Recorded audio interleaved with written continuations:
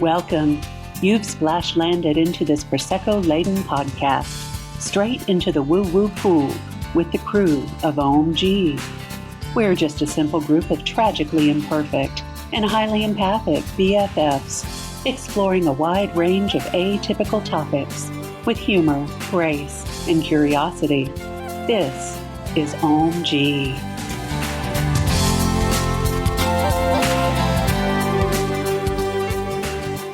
Welcome, everybody. We're here live on International Women's Day, and we have things to talk about. You're here with the crew of Ohm-g, the podcast. This is Camille. This is Lynn. And this is Chandra. And this is Brenda Sue. And we have our guest, Dawn, in the room with us. Hello, everybody. Yes, we're very excited to be here today talking about women because we are women and we are amazing. We are. And we need to step into our power. Yes, and own it. And own it. Yeah. Yes. And it's funny, this conversation came up because it's been something that we've kind of talked about a little bit on text message. And this weekend, for me, I saw clients over the weekend on Friday and Saturday, and the Divine Feminine came up with every single client that I had. So I don't know if this is like a big subject for the collective right now to welcome in the Divine Feminine as the patriarchy is trying so hard to hold on to its power. And the way I saw it with one of my clients was it wasn't power in the way that a man goes and starts wars and such. It was quiet power. Mm-hmm. And it was, you can walk into the room and that's all you need to do. That's your statement. You don't have to scream and yell. You just are power. So maybe she's born with it. Maybe. Maybe she's a battery. No, we are born with it, but then it gets beat out of us, right? Yes. By society, yes, by the patriarchy, by religion, by all of the things that tell us that we shouldn't trust ourselves. We shouldn't listen to ourselves. Don't, you're crazy. Don't be angry. Don't be these things. Anyway. Yes. Don't get me started, but I'm started already. We're going now. Well, I'm getting ready to rev my motor up. I can tell you that. Go, girl. This is Lynn, by the way. Let it rip, Lynn. Dawn and I were having this conversation last night, and it just came up. We were talking about women in their power, and we were like, oh, that would be a great episode. And then when I text the group, Brenda was like, man, that's crazy, like all of your sessions. But what we were talking about was decentering men, not in a bad way, but taking them out of the equation. Do you know what I mean? Like, you want to explain that a little bit better than I do? The phrase came from a person that I follow, a beautiful Black woman, and her handle is Uppity Negress, and she writes books, and she's written some books about that. And so I want to give her a shout out for the phrase that I learned from her, decentering men. And it's not in an aggressive way or to keep them away from us or anything. It's just to reclaim our space and decenter them and recenter us, recenter women and women's voices. I follow her as well. I love her. Don't you? Love her. She's great. Very inspirational. Yeah. So listen, y'all, everybody in the room, no need to, because listen, there's 3 of us in here that are married, 2 of us that are not. We are not dogging y'all's husbands out. We are not dogging out any men that our listeners are married to or seeing. So y'all don't send me no nasty emails. Like, you don't need to defend your husband. We're all right.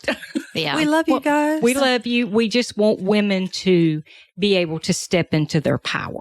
And that's just the thing is when you say things like decenter X, that doesn't take anything away from it. We're not saying that the pendulum has to swing all the way over to the far other side. Exactly. It's more about balance. Right. It's more about if it is too much in the focus of this, then let's just bring a little more focus to the other side so that it remains in balance. Right. And a lot of people get defensive when you say things like that because they think if I'm not this, then that means that I have to be the complete antithesis of it when that's not at all what that's not at all is being said. That's not at all what we're saying today. Make room for the gray. Exactly. And I think as women, sometimes we're taught that we're in competition with each other, and we shouldn't be in competition with each other. We should be embracing each other, and we should be supporting each other and not tearing women down. We should be building them up. And I think that's been created. It has been. It's not who we are intrinsically. We are supportive individuals, but we've been told that this person is better because they're skinny or they have perfect skin, perfect hair. So it makes us compare ourselves, which then we judge, right? If we're comparing ourselves, we're belittling ourselves when we see somebody else who has something that we want or that we wish that we had, instead of also being grateful for what we do have. Like, exactly. This body still gets me around, right? It's not perfect, but it still gets me around. And I'm very grateful for that. I think we have been taught and are taught from a young age to be in competition with each other as well. Competition for everything, for competition for men or boyfriends. Right. It's just, we're supposed to compete with each other. And then as a result, many times we don't trust each other, and it is created and it's purposeful. Right. And we're taught that we're less than.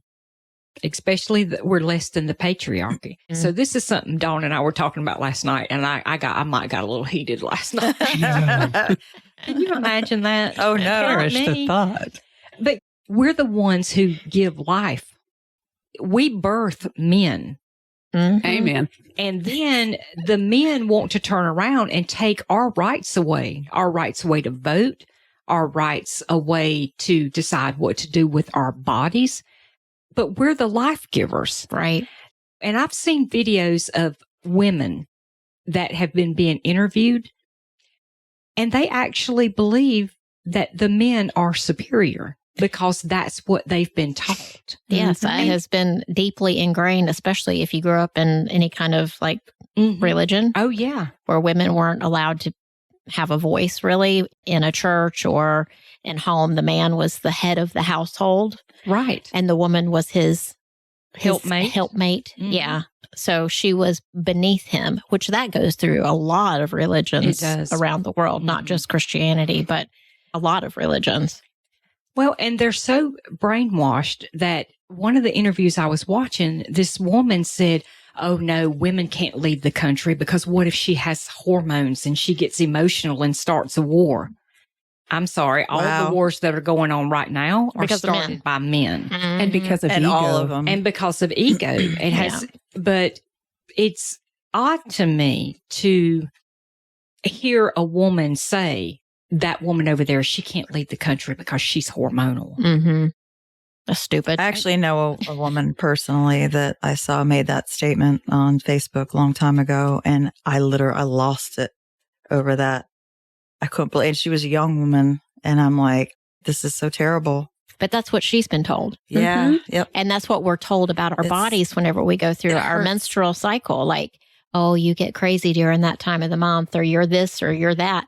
Well, if you were bleeding out, you might be a certain way too, but it doesn't mean that we can't control our emotions. Exactly. And we have to, right? Right. Like you can't go to work and unleash the fury of what you're feeling in your body. You have to learn how to control yourself. Right. So I think women have amazing self-control, because it's a wonder we ain't punched somebody in the throat considering right now. all of that. Oh yeah. Oh yeah. We're Yeah. And we're often taught, and I remember being taught this growing up, be careful what you wear. Yes. Because you're asking for it. That makes me so mad. Yeah. So first of all, I'm having to hold my tongue right now because I almost just said like 10 explicitives. What you wear doesn't invite sexual assault. No. It doesn't.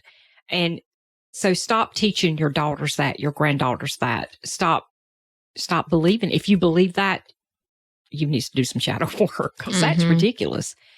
But I think if you look back to how we grew up, you see all the things that we were taught about ourselves that we shouldn't have been taught. We are the keepers of men's behavior. Exactly. Right. Exactly. And the guardians of their impulses. Exactly. And although we give birth to them, we're supposed to serve them. Mm-hmm. No. Well, as they say in religion too, many people are taught that the man was the life giver. We were created from a piece of his body, right? And we are the life givers. It's just, it makes sense to me. I don't understand how it could be so simple and people just, it goes right over their head. It just makes no sense to me. I think it's like from a patriarchal standpoint, from an elite standpoint, an oligarch standpoint, whatever you want to call it. If you keep people involved in wars and squabbles and arguments about race, about male versus female, about religion, we're just ants on their ant farm while they run all the way to the bank.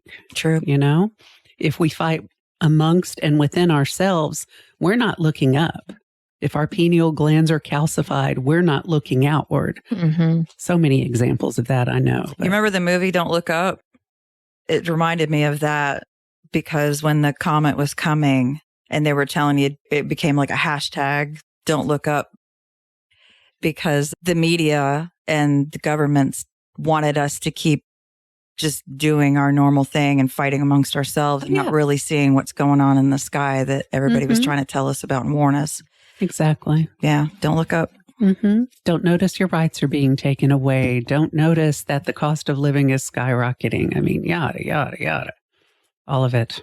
I had a client yesterday and she said that her husband said many years ago that he thought that aliens were running the world and that we were like the ant farm for the aliens. Like, what are they going to do now? Let's see what they're going to do now. Well, now I want better aliens. Right? That's a band, Alien Ant Farm. And we digress. As we do. Right. Thank you for this bitching moment. That's hilarious. Well, we could be in a reality show for the aliens. We could be, I mean, yeah. you don't ever know. Are we like the Truman Show? Maybe. Exactly. Like they're watching us and they're like making bets. They're on their TVs up in their alien homes. They got their betting apps on their phones. That's too funny. But, and something, me and Dawn, y'all, we had this long conversation. Ain't neither one of us slept this weekend. We kept going in. Another thing. Write this down. That was our tagline this weekend. And another thing. Was there wine involved? No. Oh, that's amazing. There was nothing. No, there was no no wine involved because I'm trying not to drink because I've gained some weight. And that's the judgment of myself. There you go. Yeah. But it's because it is that like used to being judged by other women because you go out in public and you see people cut the side eye. Oh, yeah. And so you know, or at least you think in your mind, oh, they must be looking at me because I'm fat. And so. Or maybe they're looking at you because they like your pants. Well, they might like my pants, but, you know, they could go buy their own at Belk. No, but we live under a Belk.com. microscope. We do. Yeah, we do. Infancy. We're under a microscope. Yeah. And we carry the learned behavior from our mothers and propagate it. Yes. And so it's all just a bunch of shadow work that we need to do for ourselves. And dun, dun, dun. There's that S word again. Yeah. Yeah, the eye rolls that went around this room could not have been any louder. Nobody was saying anything, but our eyes were looking at the back of our brain. So, you know, I just think that we deserve better as women. I think we deserve a lot better.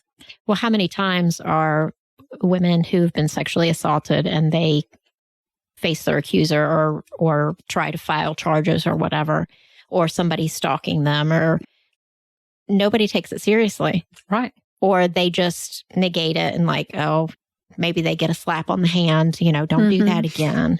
But women are not heard or believed. Or even listened to. Yeah. Even at the doctor's. Yeah. And just case in point, I just had to fight my doctor for 2 years to be taken seriously about my ankles hurting. And I had to beg to go see the doctor to get the other doctor to get hormone replacement. But if I feel like if I had been a man, they would have sent me to the doctor because they've had ED medication for a long time. Covered by insurance. Covered by insurance. And now they're trying to make it where hormone replacement therapy is not covered by insurance. Or birth control. Right. Girl, whenever I went and got my estrogen patch, it had gone up from, I think I paid $120 for a 3-month. No, I think it was less than that. It was like $89 for a 3-month supply. It went up to $144. Wow. Right. For 3 months. For something that you need for your body. So I don't punch some motherfucker in the throat.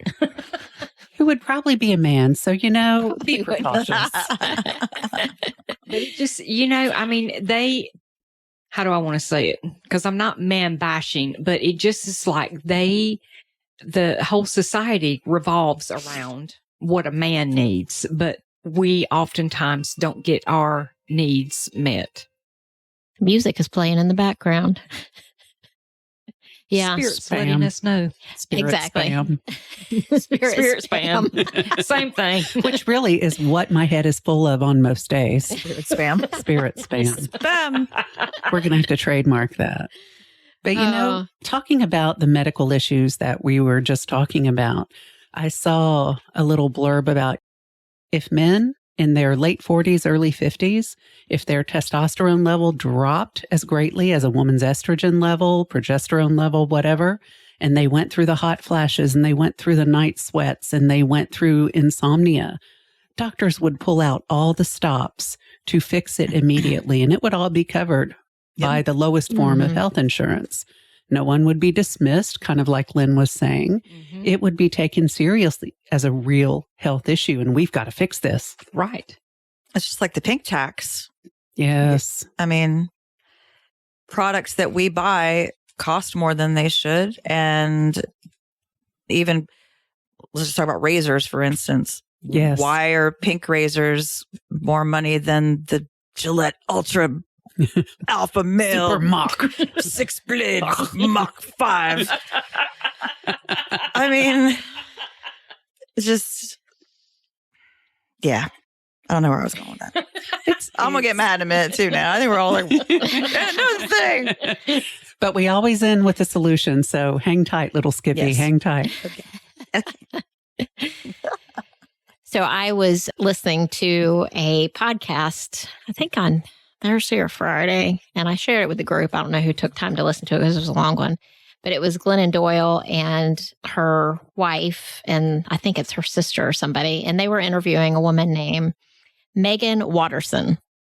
And Megan has written books on the divine feminine. She says she remembers being in church. I think she grew up Catholic, maybe. And she was sitting there and they were talking about the New Testament. And she said she broke out in hives.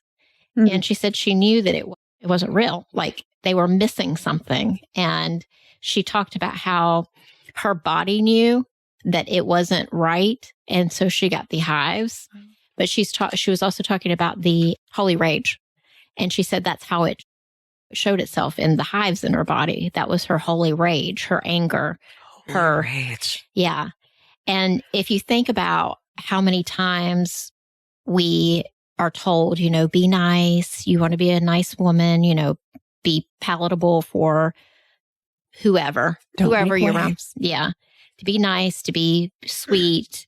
And if you think about the times in your life where you've had holy rage, I've had it a lot lately, but she said it's your body telling you that something isn't right.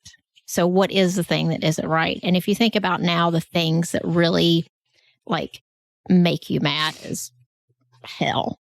What is wrong with that? And then I guess the next thought would be is how can we change that? I just had a thought about that just randomly, that manifests in your physical body, that kind of anger. And especially when you keep shoving it down and doing the thing you're supposed to do in life and society. And I had been reading because I'm having some digestive issues in my old lady age. Mm-hmm. But I'm finding out that my issue is very, very, very common with menopausal women. And I just think menopausal women especially have extra super duper holy rage. And I think maybe that could be somewhat of a part of those kind of issues too, because that manifests in your gut and in your chest. Well, if our generation, all of us sitting here are very close in age, we had to push down so much. Oh, yeah. Whereas now, if I think about my kids and hopefully the children who come after that they will be able to be more of who they are. And I try to allow that in my children as much as I do. I think I allow them to be who they are. But we weren't were you allowed to be who you were? For the most part, I actually was. That's good. I feel like I'm a person that had I had good family for the most part. My dad really did support myself and my sister and didn't treat us like little pretty princesses. You know, we did yard work with him, and I threw footballs and played lawn darts with him, and we would watch sports with him. And they were good folks. Maybe I'm an exception to some other rules, but I don't think I was treated that way just because I was a girl, which I actually really appreciate when I look back on that. Well, I got to be like that as well with my family. But you also had to sit quietly in church. You had to do all of those things. So my parents loved us. They did the best they could with us. But all of the things that society teaches you. And if you think about the way that you would dress when you were younger, and I think about that now, like you would dress to be seen by other people and not for yourself. Right. And now, like, I don't dress for other people anymore. I'm dressing for myself. I like to look nice. So I dress for me now. I'm not dressing so that some man sees me and thinks that I'm attractive, or even that another woman looks at me and be like, oh, she's so pretty. Like, I don't care about that anymore. I'm going to dress for me. God damn it. I just decided Holy Rage is going to be my next band name. I like that. I like it. I would like to really start a project with all-female band. I swear, I'm like literally, I think like Holy Rage is an amazing band name. Maybe Unholy Rage is even better. I don't know. I'm gonna have to remember that one. I'm gonna have to write that down. Anyway. Like the American version of Pussy Riot or something. Exactly. I like it. Fun. You're in the band. Excellent. She's got the voice for it.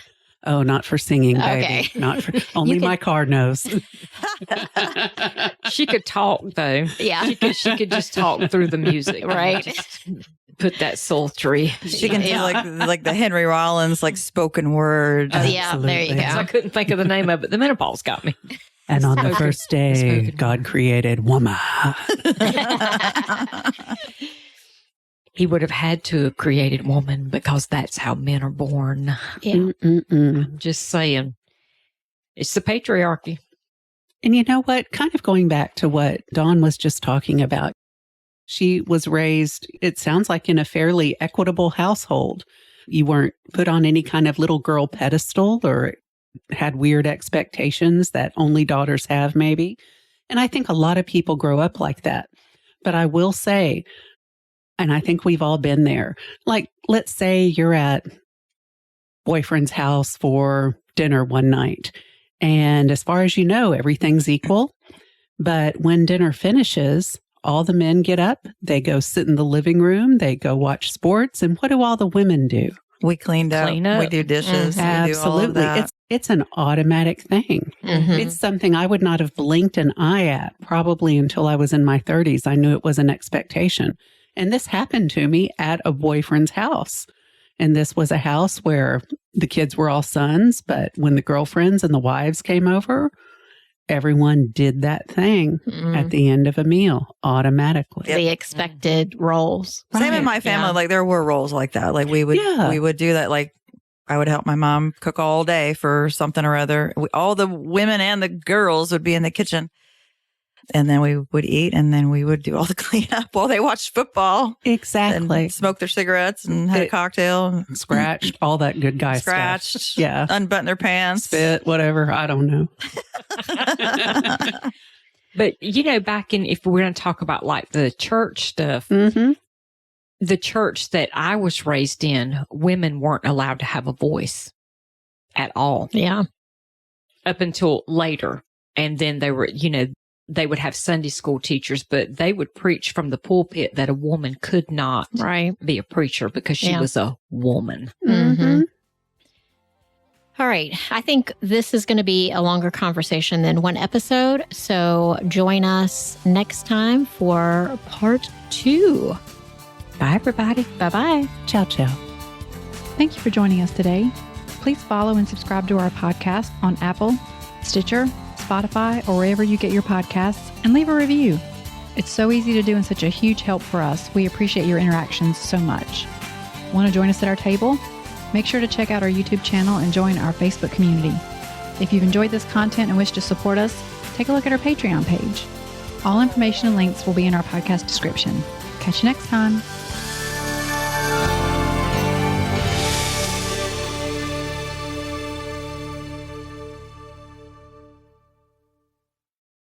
This podcast is part of the Sound Advice FM network. Sound Advice FM, women's voices amplified.